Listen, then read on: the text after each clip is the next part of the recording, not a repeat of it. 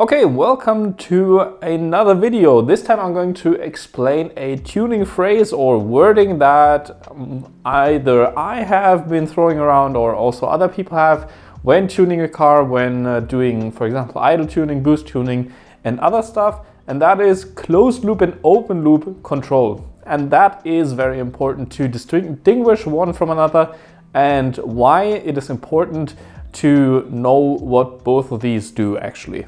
So open and closed loop control can be used in various different things. It could be used in fuel calculations or rather in fuel corrections. It can be used in boost control and, for example, in idle control. There are also other factors where it can be used like VVT or whatever else. There's a lot of things actually, but these are the main things and the things that I have talked about previously where I've used those words. So what is actually open or closed loop? Open loop is basically using predefined numbers to set the ECU up for a specific, for example, boost level. So I am using a valve, a PWM valve, for example. I will also explain in another video what PWM is, to set a specific frequency that valve is going to run, and that frequency will achieve whatever boost level.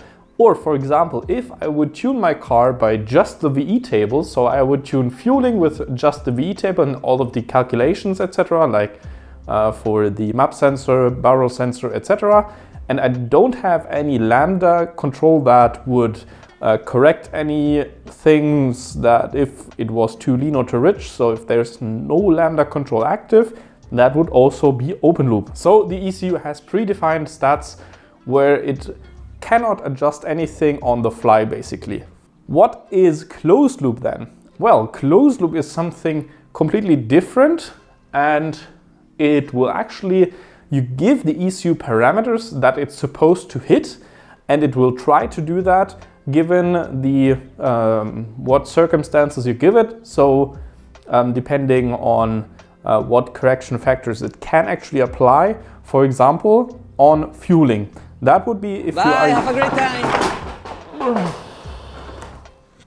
For example, for fueling, fuel correction is very important with your lambda sensor is used in stock cars and basically everywhere else. If you are not using that, well, you are basically running your car determined, or your fueling determined by your VE table and all of the other calculations, as I said.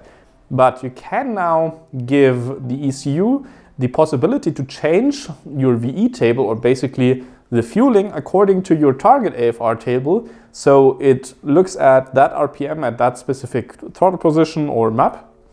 And if it sees, well, it has to achieve an AFR of 14, for example, at that specific moment, and the car is actually running at AFR 13, it can adjust to that 14, or rather it will adjust. Same goes for the boost control.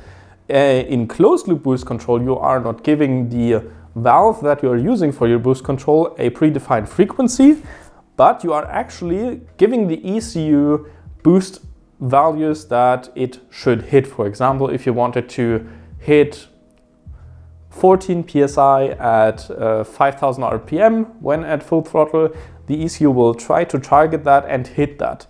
While there are a few things that you need to look out for with doing that, for example, on boost control, you have a base table where you are putting in numbers so that the ECU does not have to go from 0 or from 100% to that, basically so that it only needs to correct for a few percent. So basically, like with the VE table, it doesn't have to go from 0 or from knowing nothing at all, but it is going off of a different table and then adjusting accordingly to hit that specific target you are aiming for.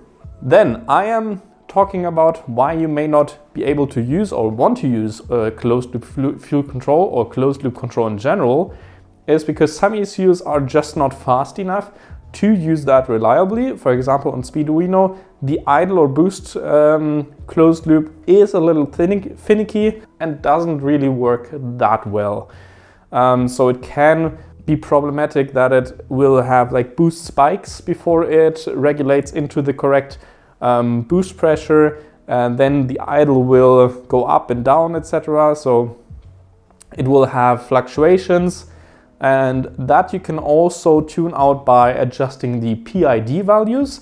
That is something completely different. That is something the closed loop algorithm is actually using to get that or those values, or actually your actual fueling or whatever you're using, as close as possible to your target, and to get that as smooth as possible without doing like oscillation or without overshooting it.